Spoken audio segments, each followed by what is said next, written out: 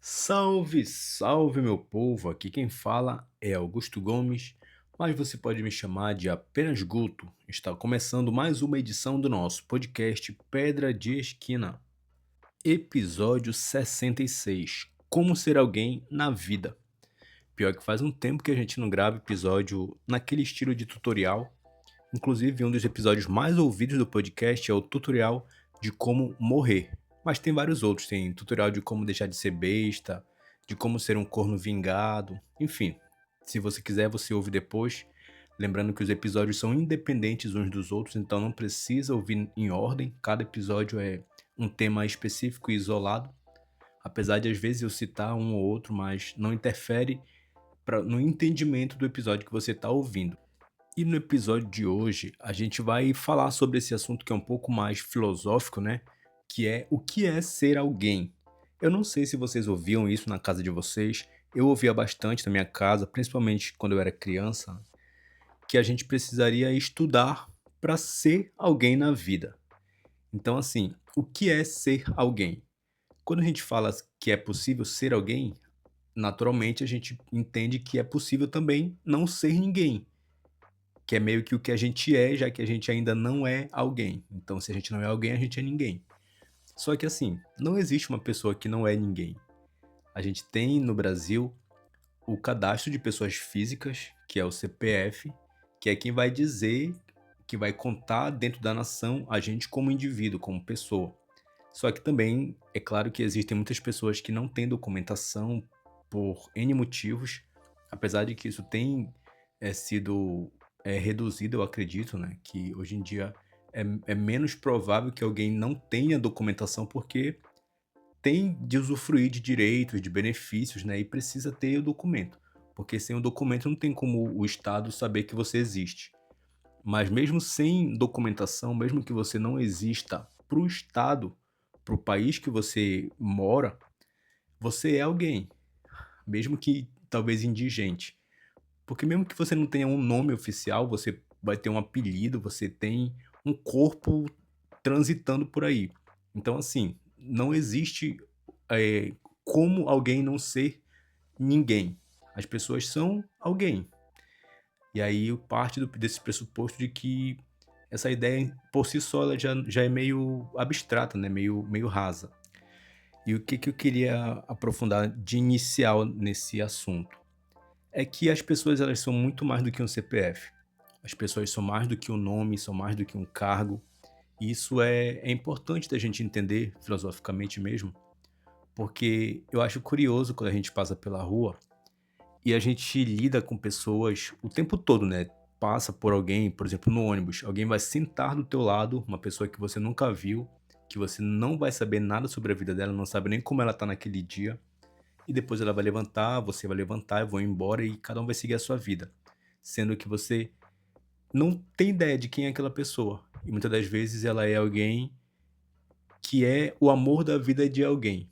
Eu acho muito interessante essa noção. Que às vezes tu passa por alguém totalmente indiferente. Às vezes até mesmo uma pessoa que tá em uma situação ruim, sei lá, uma pessoa que tá em situação de rua, por exemplo. E aí você não faz ideia de como é a história daquela pessoa, mas talvez ela tenha uma família inteira preocupada com ela, buscando resgatar ela dessa vida. Ou às vezes você passa por alguém, prestador de serviço, o próprio cobrador, por exemplo, do ônibus. E aí você, para você ele é só uma pessoa que está prestando um serviço, mas ele pode ser o amor da vida de alguém, ele pode ser o pai de alguém, o esposo de alguém, o filho de alguém.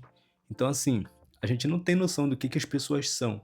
E as pessoas são muito mais do que um papel, do que um espaço ocupado dentro de uma sociedade. E a gente ocupa vários papéis ao mesmo tempo. Por exemplo, eu posso ser para alguém apenas um colega de trabalho. E para alguém eu posso ser um ex-namorado, para alguém eu posso ser um amigo, para alguém eu posso ser um vizinho, para alguém eu posso ser o contato de emergência, que é a primeira pessoa que vem na cabeça quando ela precisa de alguma coisa, ou para alguém eu posso ser a pior experiência que ela já viveu, que talvez ela queira ver o Satanás na frente dela e não queira me ver. E a gente ocupa vários papéis o tempo todo ao longo da nossa vida. E isso vai mudando, né? Às vezes a gente está num lugar desempenhando um papel, desempenhando uma função, e depois de um tempo a gente simplesmente já não frequenta mais aquele lugar, já não convive com aquelas pessoas e a gente vai ocupar um outro lugar. A gente é outra pessoa e talvez, para quem conviveu com a gente naquele período passado, a gente só é aquilo. Por exemplo, eu tenho colegas de infância que, se eu parar pra lembrar, assim, tipo, pessoas que eu não tenho mais contato hoje em dia, pra mim a visão que eu tenho dela é aquela visão de infância, tipo, é uma criança. Só que hoje em dia ela é um ser totalmente diferente. Ela não é mais uma criança, ela tem outras funções, ela desempenha trabalho, às vezes ela tem família, já até gerou outras crianças, mas para minha convivência ele é aquele alguém fixado naquele período. Ele é uma criança. Então, assim, eu acredito que essa expressão ser alguém na vida não é ser alguém, ponto. Eu acredito que é ser alguém bem-sucedido, ou alguém de sucesso, alguém que alcançou um lugar de destaque. Essa é a noção que as pessoas esperam que a gente alcance com os estudos, né? E até mesmo com um proceder moral, digno. É isso que é ser alguém nesse sentido. E quando a gente vai falar sobre isso nessa perspectiva, também é muito complexo, não é tão simples. Porque ser alguém bem-sucedido, isso pode ir para vários âmbitos. O que é ser bem-sucedido? É a pessoa ser rica? A pessoa ter um emprego? A pessoa ter um casamento? Ter um filho? Ter um hexa? A gente está vivendo agora nesse período, eu estou gravando aqui dia 18 de julho, a gente está às vésperas da final da Copa do Mundo de 2026. Então, assim, o Brasil já foi eliminado. Spoiler, se você está ouvindo isso e não sabia.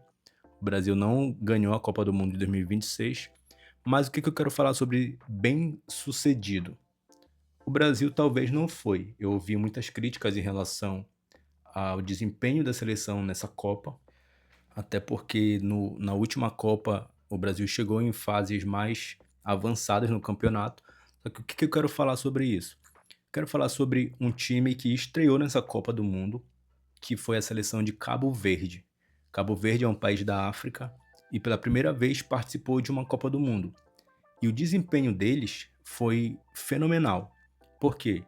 Porque como time estreante, eles tiveram um desempenho muito potente diante de clubes que já são consolidados, inclusive da própria Argentina, que é a campeã da última edição da Copa.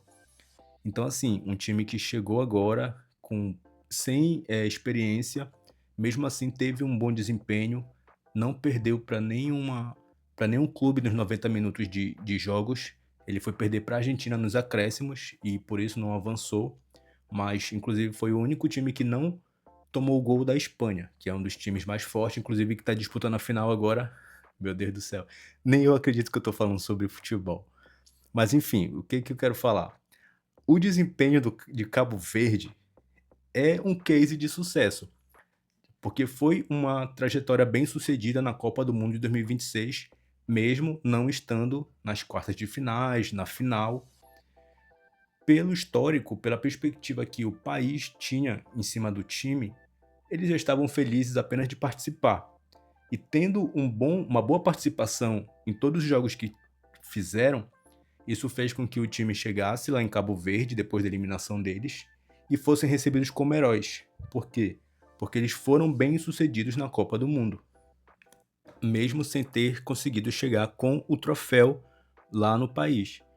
Então, vê como é complexo a gente entender o que é ser alguém, o que é ser alguém bem-sucedido, porque isso vai variar, vai depender da expectativa que as pessoas têm sobre você, da própria expectativa que você tem sobre você. Então, muitas das vezes, alguém pode olhar para você e achar que você é bem-sucedido, que você é alguém, e você simplesmente viver frustrado consigo mesmo, viver se achando para baixo, com baixa autoestima, enfim. E o que que a educação tem a ver com isso, né? Porque, como eu falei, a frase que eu ouvia era estudar para ser alguém na vida. A gente tem, e que bom que tenhamos, né? Essa noção de que a educação ela é um caminho para construir alguém, alguém bem-sucedido, alguém de caráter, enfim. Isso é interessante por quê? Porque realmente a educação ela tem um papel muito importante na construção das pessoas. E as crianças, quando elas nascem, eu não tô quando eu falo em educação, não é apenas educação, modelo educacional das escolas, das instituições, mas educação no geral. A própria educação dentro de casa mesmo, de criar uma pessoa dentro de uma cultura com alguns valores. Isso é importante, porque as crianças, quando elas nascem, elas são ignorantes, plenamente ignorantes, então elas não sabem nem quem elas são e por que que elas estão no mundo. Às vezes não sabem nem o nome delas, elas falam errado o próprio nome. Então, assim, tudo é uma descoberta. E é preciso ter uma educação para que ela se entenda como indivíduo e que se desenvolva e vá viver socialmente. Sócrates, um filósofo, ele dizia que um dos métodos para a pessoa encontrar o conhecimento é através da dúvida. E a criança, ela é justamente uma caixa de dúvidas. Tudo para ela é novidade. Então, tem até criança que é muito comunicativa e tudo pergunta: por que isso? Por que isso? De onde vem isso? Qual o objetivo disso? Porque para ela realmente existe curiosidade. E isso é algo que a gente não pode perder se a gente quiser ser alguém na vida, se a gente quiser ser alguém melhor do que a gente já é. Já que eu estou partindo do pressuposto de que a gente já é alguém, de que ninguém é ninguém. Todo mundo é alguém. Então, assim, para a gente ser alguém melhor, a gente precisa manter isso que a gente tem desde a infância, que é esse senso de curiosidade e sempre querer saber mais. O próprio Sócrates ele falava através de um método chamado de maiêutica, que é como se fosse a ciência do parto, que é como se fosse um processo mesmo de parir o conhecimento. Por quê? Porque para ele assim é como se para a gente entender alguma coisa era um processo para gerar esse conhecimento até um parto. Foi uma analogia que ele trouxe também para homenagear a mãe dele, que era parteira.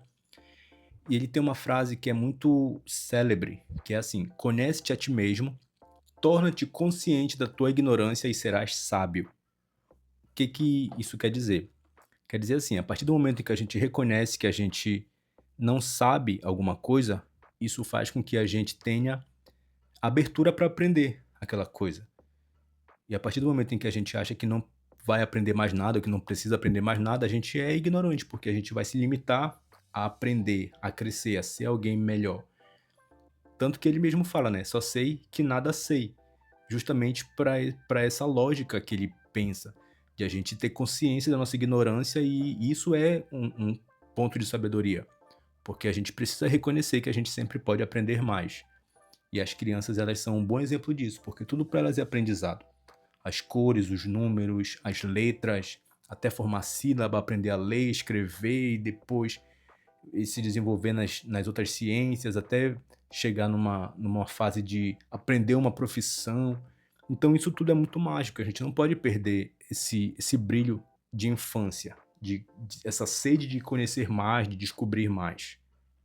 E o que que a gente vai fazer com todo esse conhecimento que a gente vai acumulando ao longo da nossa vida? Para a gente ser alguém, a gente precisa entender que inteligência ela é liberdade. Isso vai trazer para a gente autonomia como indivíduos, porque é um tipo de poder também, a gente ter sabedoria sobre determinados assuntos. Nenhum conhecimento é inútil, por mais que não seja algo tão relevante em alguns contextos, mas tudo que a gente aprende soma para que a gente tenha esse conhecimento.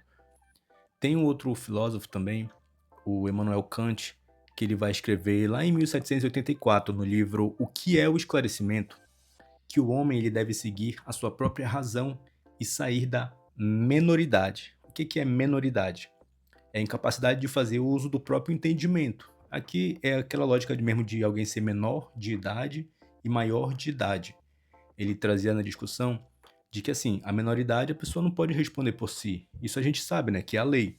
Tipo, uma pessoa que é menor de idade não consegue, não pode dirigir, não pode assinar documentos, não pode fazer contrato de trabalho, ela precisa de alguém respondendo por ela.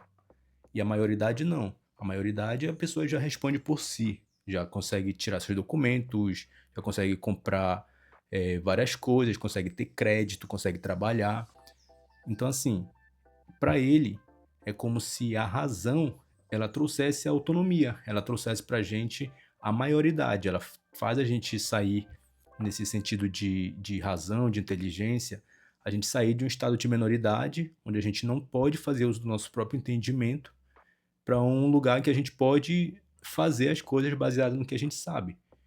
Ele tem uma frase também que diz assim: "A missão suprema do homem é saber o que precisa para ser homem". E o que que eu quero trazer com essa frase dele?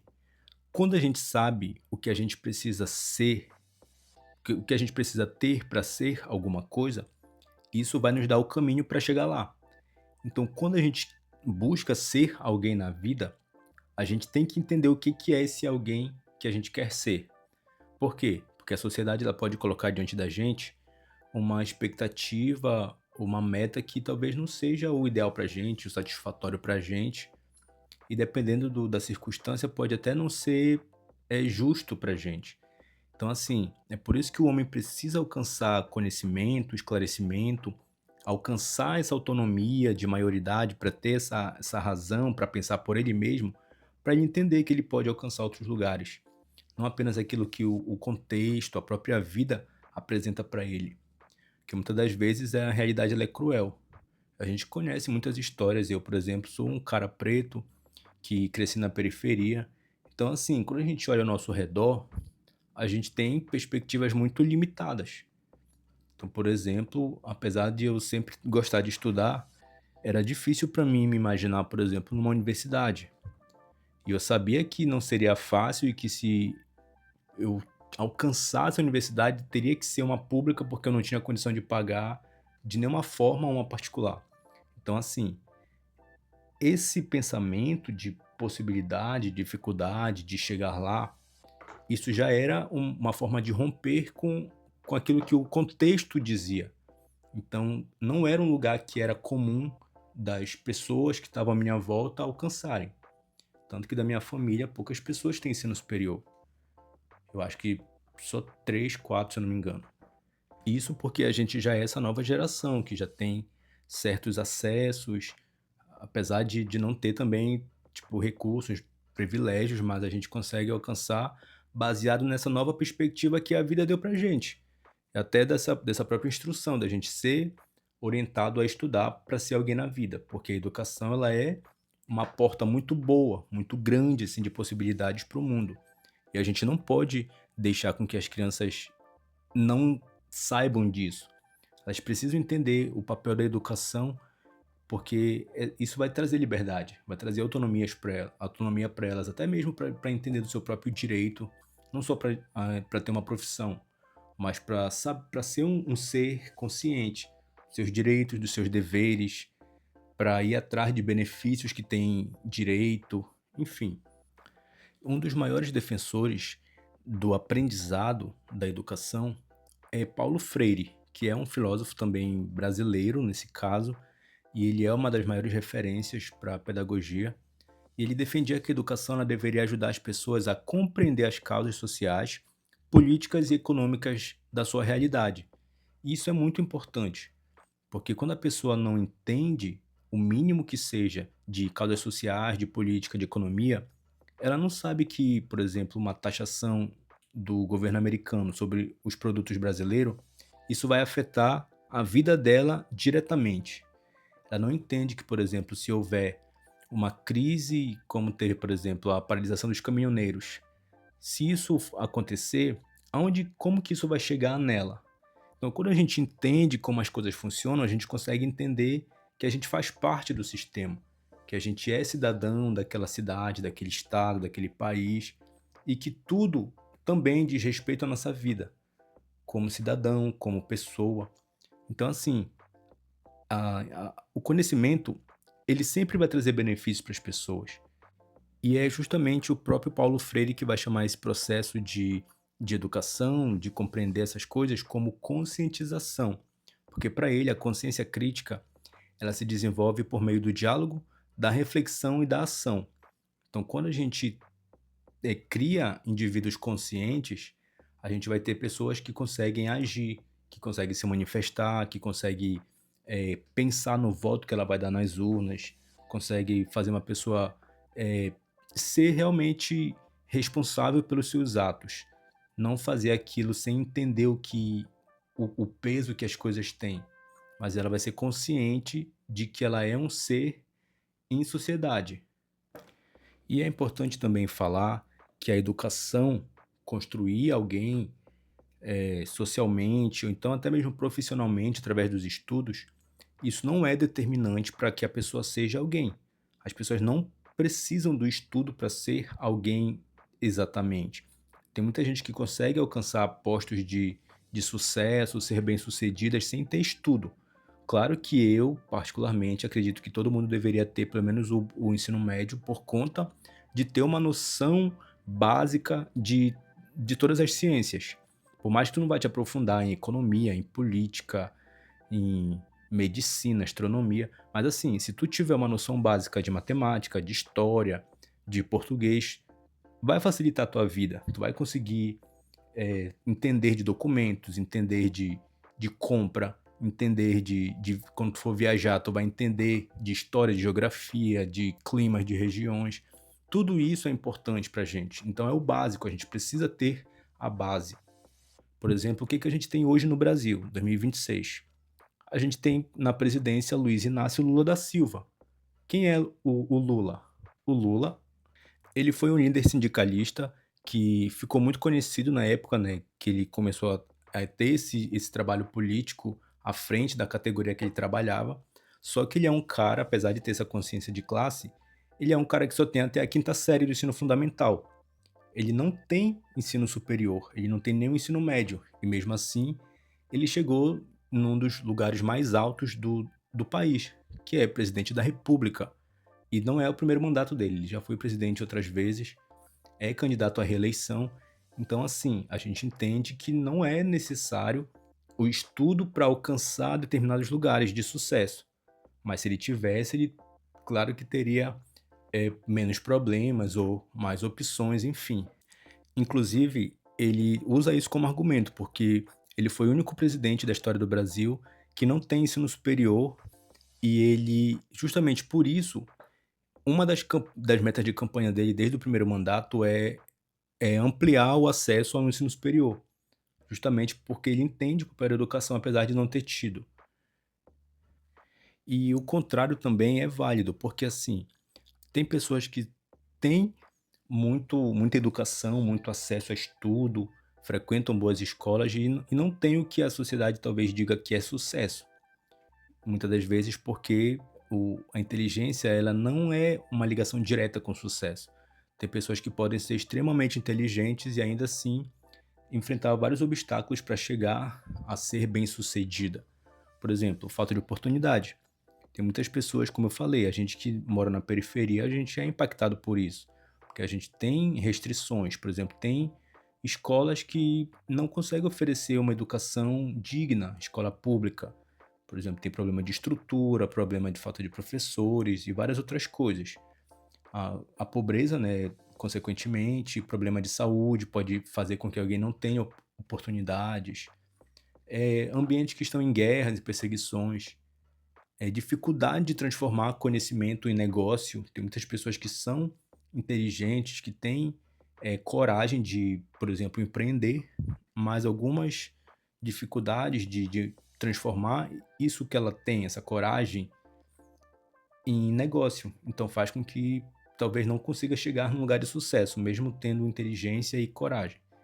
Ou às vezes mesmo azar ou reconhecimento tardio, no caso de artistas, né, que a gente talvez não conheça assim a fundo, mas tem muitos artistas que hoje a gente conhece o nome, como por exemplo Van Gogh, são artistas que são reconhecidos, que são estudados, mas que, por exemplo, não tiveram uma vida de sucesso. Alguns artistas morreram pobres, assim, porque as suas obras não foram valorizadas enquanto eles ainda estavam vivos, apesar de hoje valerem milhões.